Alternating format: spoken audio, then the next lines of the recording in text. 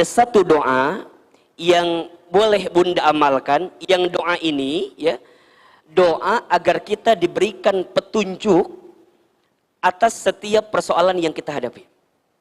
Ada masalah apa? Oh, tidak ada ya. Doanya ada di Quran surat Al-Kahfi ayat 10.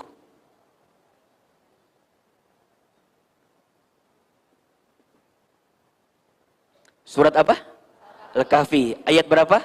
Ayat 10. Coba dibuka suratnya ya. Ahilman yakin sih Bunda pasti sudah hafal ayat ini, karena Ahilman lihat ini dari wajahnya surat Al-Kahfi di luar kepala semua ya. Ya, di luar maksudnya ya. Ada ayatnya atau tidak?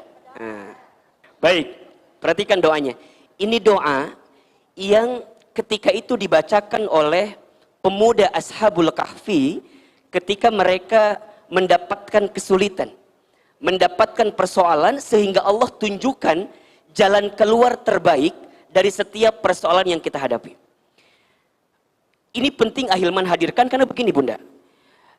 Kalau kita ditanya apakah kita punya masalah dalam hidup atau tidak, pasti jawabannya punya. Betul apa enggak?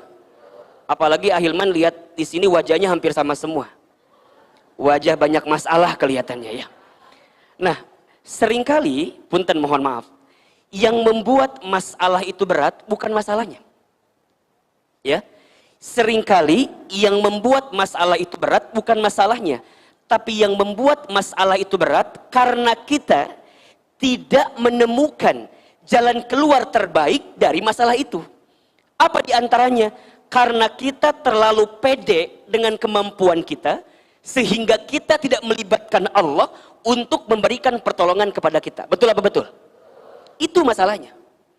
Jadi sebenarnya kalau kita melibatkan Allah, tidak ada masalah yang besar, tidak ada masalah yang berat. Kenapa?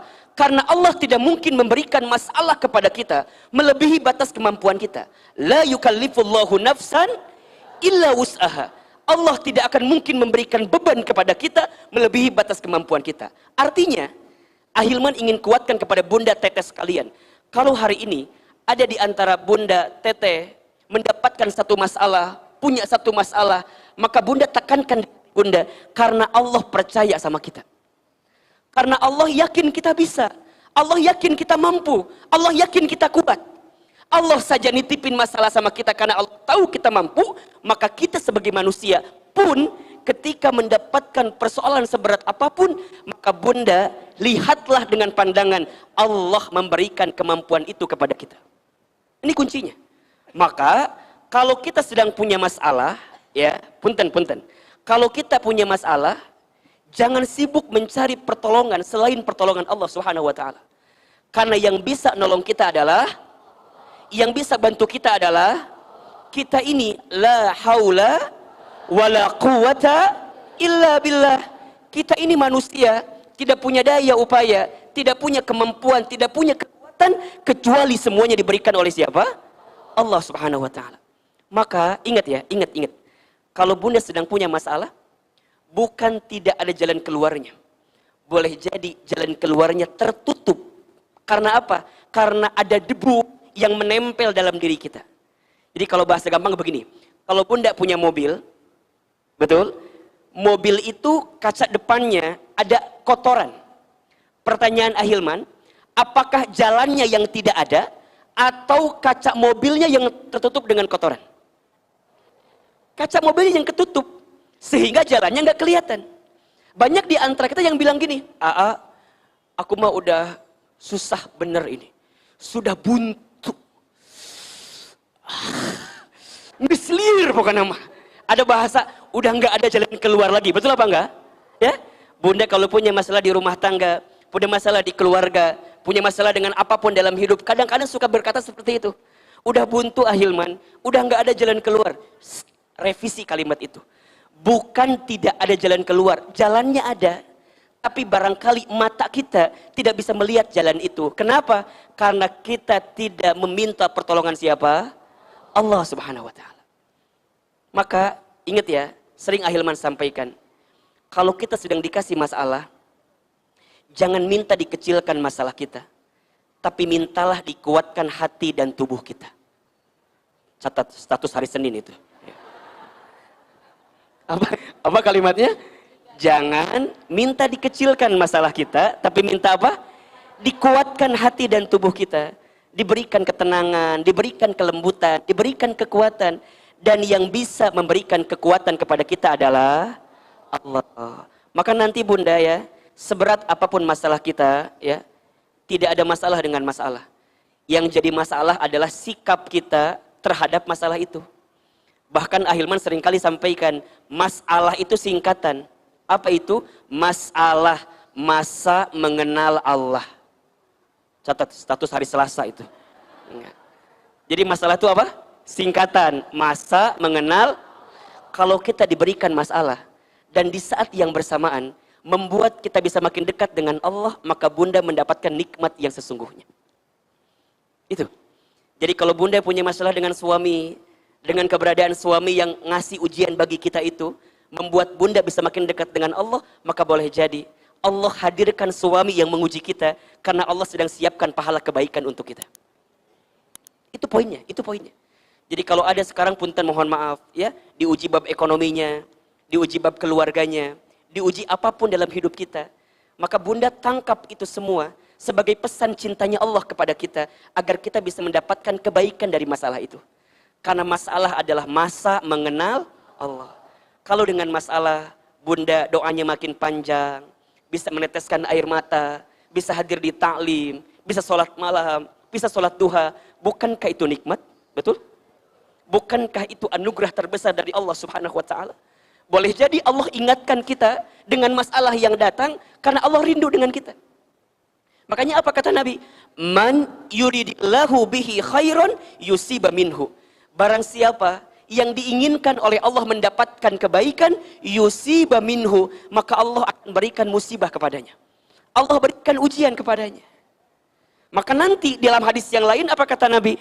Inna idhomal jazai ma'a idhomil balai.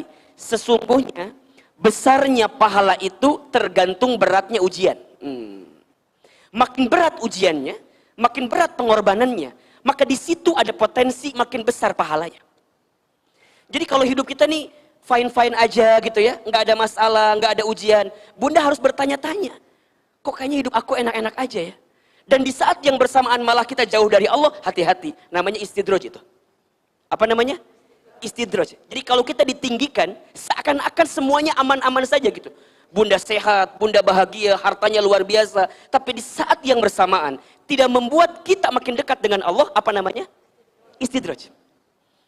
Makanya kadang-kadang kita jangan enjoy kalau nggak diuji. Jangan-jangan ujiannya ada pada bab yang membahagiakan itu.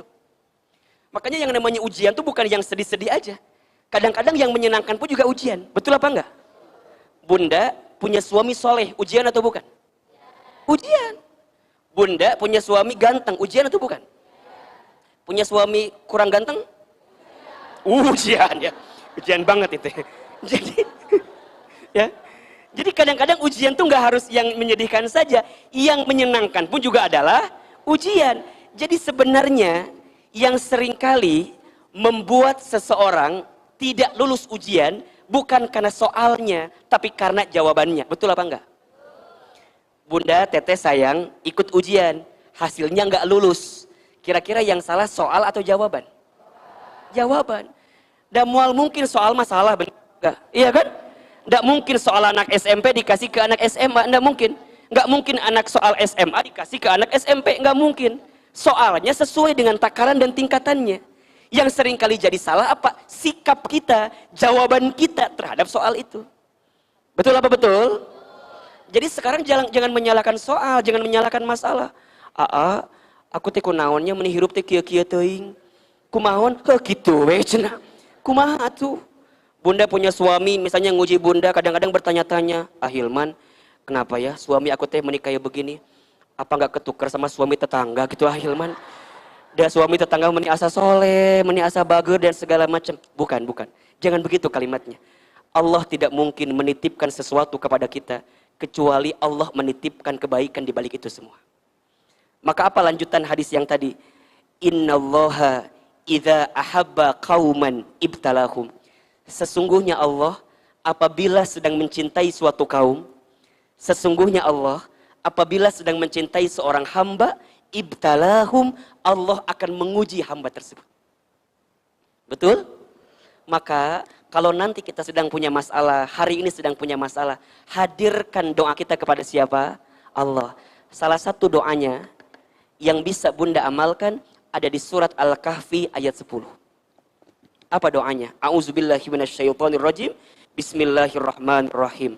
Rabbana atina min ladunka rahmah wa hayyi lana min amrina rasyada. Ahilman sekali, Bunda sekali. Rabbana atina min ladunka rahmah wa hayyi lana min amrina rasyada. Ulangi. Rabbana atina min ladunka rahmah wa hayyi lana min amrina rasyada. Perhatikan kalimatnya. Bunda, dalam doa itu ya, kita minta sama Allah setidaknya ada dua hal yang kita minta. Yang pertama, kita minta apa? Rahmah. Apa itu rahmah?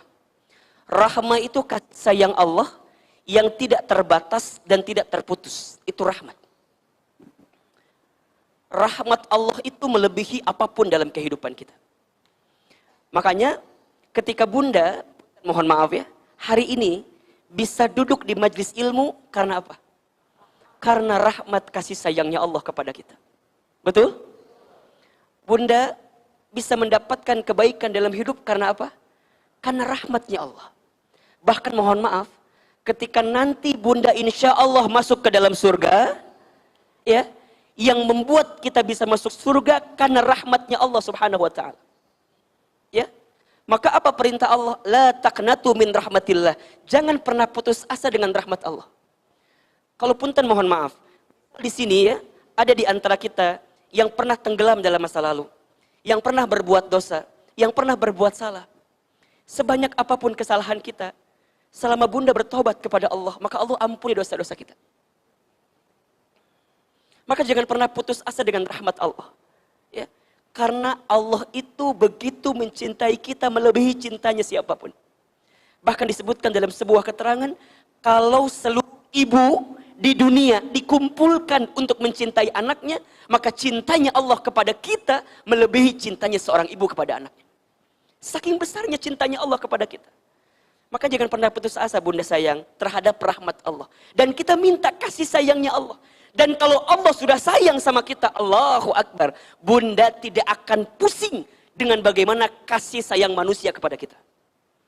Jadi punten mohon maaf, kalau misal ada pagi ini, ada yang sedang tersakiti hatinya, ada yang sedang terzolimi, ada yang sedang terhianati. Ini kan puntennya, bisa jadi catatan hati seorang istri gitunya. Bisi ini manyok, nangis, sedih dan segala macam. Bunda, catat kalimat ini ya. Kalau sebanyak apapun manusia yang menyakiti kita, maka Bunda tidak akan sedih karena ada Allah yang mencintai kita.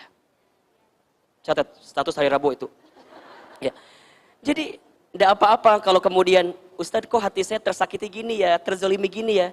Kalau Bunda ingat dengan kasih sayang Allah, maka Bunda akan tanamkan di hati begitu besarnya cinta Allah kepada kita. Dan kita minta apa? Rahmah, kasih sayang Allah. Cinta manusia sama kita ada batasnya, betul apa enggak? Cinta manusia sama kita ada syaratnya, iya kan? Betul? Dan hati-hati cinta dengan syarat, ya. Kalau di rumah tangga cinta karena paras misalnya, punten, yang namanya paras ada expirednya. Namanya kue Ustaz, lain kue. Ada batasnya, betul nggak? Sekarang kenceng, besok gitulah pokoknya namanya. Makanya jangan mencintai karena paras ada batasnya. Cinta karena harta ada habisnya. Cinta karena pangkat jabatan ada pensiunnya, betul? Tapi cinta karena Allah, maka itulah yang akan menguatkan perasaan cinta kita bersamanya. Maka kadang-kadang Bunda sayang, cinta itu tidak butuh alasan. Karena saat ketika alasan itu hilang, maka hilanglah cinta itu. Maka cukuplah engkau mencintaiku tanpa alasan. Dan alasannya hanyalah Allah subhanahu wa ta'ala. Jangan tuntut aku seperti apa yang kamu mau, tapi tuntun aku seperti apa yang Allah mau. Status hari Kamis, pas malam Jumatnya kalimat. Ulangi atau enggak? Jangan minta diulangi. Ahilman juga lupa tadi ngomong apa. Dan kadang-kadang sok keluar begitu aja bunda. Ahilman teh bener. Suruh ulangi di pohon tadi ngomong. Nah, ulangi ya. Jangan, siapin kameranya biar nanti jadi story. Jangan, oh tenang. Ini wajar, Pentium 2. Muka HP gimana hesek.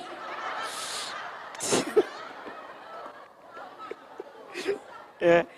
Jangan tuntut aku seperti apa yang kamu mau, tapi tuntun aku seperti apa yang Allah mau. Ulangi. Jangan tuntut aku seperti apa yang kamu mau, tapi tuntun aku seperti apa yang Allah mau. Maka rumah tangga yang baik itu bunda, bukan rumah tangga yang menuntut tapi menuntun. Bukan saing tapi saling. Dan kita berharap kepada Allah mendapatkan kasih sayangnya Allah. Jadi kalau bunda sudah bisa mendapatkan rahmat dari setiap apa yang kita dapatkan, maka bunda akan lebih tenang menghadapi itu.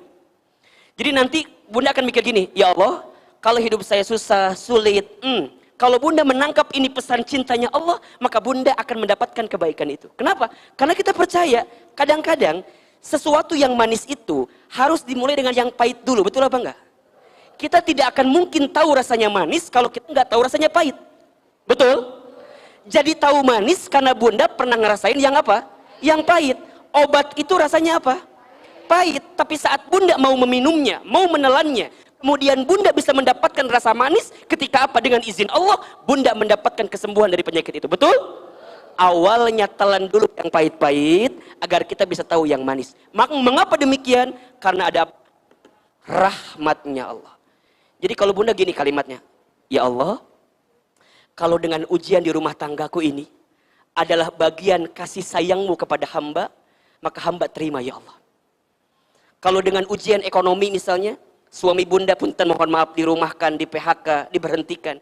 Kalau ini adalah bentuk kasih sayangmu ya Allah kepada hamba, agar hamba kembali ingat kepadamu ya Allah, hamba terima ya Allah. Karena hamba yakin ada cinta, kasih sayang yang kau berikan kepada kami. Ya Allah, kalau dengan kondisi anak-anak yang nguji hamba ini ya Allah, tapi di balik ini ada kasih sayangmu kepada kami ya Allah, hamba terima ya Allah. Karena hamba yakin engkau mencintaiku melebihi daripada cinta siapapun. Kita minta apa? Rahmah, kasih sayang Allah. Dan yang kedua, kita minta namanya rosyada. Wahayyi lana min amrina rosyada. Kita minta kepada Allah rosyada. Apa itu rosyada? Petunjuk. Minta dicerahkan oleh Allah dari setiap persoalan yang kita hadapi. Minta dicerahkan sama Allah. Ya Allah, hamba berat ini semua. Tapi hamba mau nerima ini karena hamba ditunjukkan olehmu ya Allah. Jalan terbaik. Rosyada, petunjuk. Jadi kalau bahasa kita begini, ya Allah, kalau sempit lapangkan, kalau susah mudahkan, kalau jauh dekatkan, kan begitu. Kalau masih haram sucikan. Kalau bunda doa ba'da duha, itu kan doanya. Allahumma in kana rizki fis samai fa'anzilhu, wa in kana fil ardi fa'ahrizhu, wa in kana haraman fatahhirhu, wa in kana ba'idan faqaribhu, wa in kana mu'assiran fayassirhu. Ya Allah, ma ataita fi ibadikas solihin. Ya Allah, berikan hamba rezeki sebagaimana engkau berikan kepada orang-orang yang soleh. Dan kita kan berdoa, ya Allah, jika rizkiku masih di langit, maka turunkanlah. Jika rizkiku masih di bumi, maka keluarkanlah. Jika masih haram, maka sucikanlah. Jika masih jauh, dekatkanlah. Jika sulit, mudahkanlah. Ya Allah, berikan kami rezeki sebagaimana Engkau berikan kepada hamba-Mu yang soleh. Bunda dalam sholat baca Fatihah, kan minta ini kan? Iya kan? Ketika Bunda mengucapkan kalimat Iyyaka na'budu wa iyyaka nasta'in. Ya Allah, hanya kepadamu-lah hamba menyembah dan hanya kepadamu-lah hamba meminta pertolongan. Apa yang kita minta? Ihdinas siratal mustaqim. Ya Allah, tunjukkan kepada kami jalan yang lurus. Yang seperti apa? Siratal ladzina an'amta alaihim ghairil maghdubi alaihim walad. Jalan ya Allah yang bisa membuat kami bisa membedakan mana yang baik, mana yang buruk, mana yang benar, mana yang salah, mana yang halal, mana yang haram, agar kami tidak menjadi hamba-Mu yang tersesat. Itu permintaan kita sama Allah. Maka Rosyada minta ditunjukin sama Allah. Kalau Bunda punya hutang, halo? Ini wajahnya punya hutang semua, haulang kia langsung. Liur ahilman cenah. Kalau Bunda punya hutang, kira-kira yang Bunda pikirkan pertama kali apa? Bayarnya. Sekarang ganti kalimatnya. Bunda pikirkan siapa? Allahnya. Kalau Bunda mikirin Allahnya, ingat Allahnya, Allah akan tunjukkan kepada siapa, kira-kira Bunda menemukan solusi di balik hutang itu. Bahkan Bunda diberikan ketenangan. Jadi Bunda tegar gitu loh. Ada yang nagih ke rumah, mau nyumput di hadapan kasur, mual. Dan gak cukup awak kena ayo nama. Mual, Bunda akan tegar, ya Allah, kira-kira gimana kalimatnya, ya Allah. Allah tunjukkan. Fokusnya bukan ke masalah, tapi fokusnya ke siapa? Ke Allah. Bunda diuji oleh suami Bunda. Jangan mikirin masalah dari suami Bunda, capek. Bunda mikir gini, ya Allah, kunaonnya suami aku teh meuni kieu-kieu pisan. Ya Allah, mangga we aku mah Allah. Bade dicanak mangga, ya Allah. Terus tekiat abi mah. Terus tekuat ya Allah abi mah. Bukan begitu maksudnya. Bunda jangan, Ustaz, nah hanya suami aku teh meuni gak berubah, apakah ada yang kurang dari saya? Meureun atuh. Nah, akhirnya kita hafal. Apakah ada yang kurang? Itu paling baik jawabannya. Tapi Bunda jangan sesali itu. Kalau Bunda mikirnya Allah, kira-kira kalimatnya apa yang keluar? Ya Allah, Engkau titipkan suami hamba kepadaku, karena boleh jadi dengan datangnya suami hamba yang seperti itu, Engkau tunjukkan pahala kebaikan untukku ya Allah. Jadi mungkin nanti pahala Bunda masuk surga itu bukan karena ibadah Bunda yang lain, tapi kesabaran Bunda mendampingi suami Bunda. Makanya kalau Bunda punya suami yang nguji kita, lestarikan. Budidayakan. Eta teh kesempatan Bunda. Tapi karena itu udah kuat, kadang-kadang lamun diuji teh nya matakna ulah fokus ke suami kita. Bunda kadang-kadang suka begini, ayah teh atuh berubah. Coba hargai mama. Cek suami teh sabaraha hargana. Digitukan kan nyeri hati, betul apa enggak? Bunda libatkan Allah, minta sama Allah, ya Allah, hamba mohon lembutkan hati suami hamba ya Allah. Hamba sudah berbuat yang terbaik, tapi hamba yakin Engkau yang bisa merubah segalanya ya Allah. Nih, teman-teman milenial yang belum nikah, ada yang belum nikah di sini? Ada? Yang mana orangnya?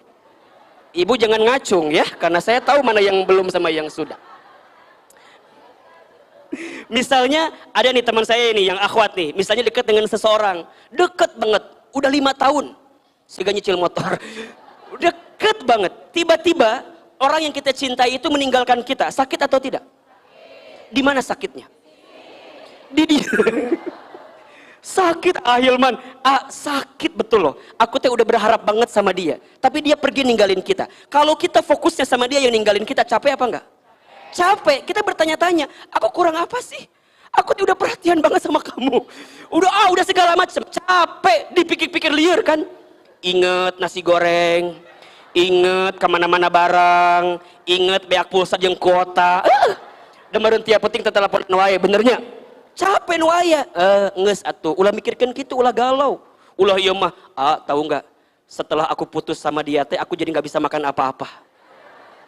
Emang kunaon? Iya, karena hampir semua menu makan pernah aku makan bersama dengan dirinya. Jadi ningali nasi inget manehna, ningali ayam inget dia, ningali kobokan daharna dina tempat eta wae. Jadi gitu. Ahilman tahu nggak? Setelah aku pisah sama dia teh jadi nggak tahu jalan pulang lewat mana. Emang kunaon? Karena hampir semua jalan pernah aku tempuh bersama dengan dirinya. Alah. Ih, sok hayang nyiwit. Akan menderita pisan. Ngeus atuh ngeus. Ulah lebay gitu. Ingat. Kalau kita mikirnya rahmah, kalau kita mikirnya rosyadanya Allah, kita akan mikir gini, ya Allah, dia pergi meninggalkanku karena aku yakin engkau sedang menyiapkan orang yang lebih baik daripada dia. Nanya sama Ahilman, siapa A? Teuing atuh. Emang gitu apa nanya ke Ahilman? Tapi yang jelas kita minta rahmat dan rosyadanya Allah. Bismillah ya. Bismillah bisa? Siap diamalkan?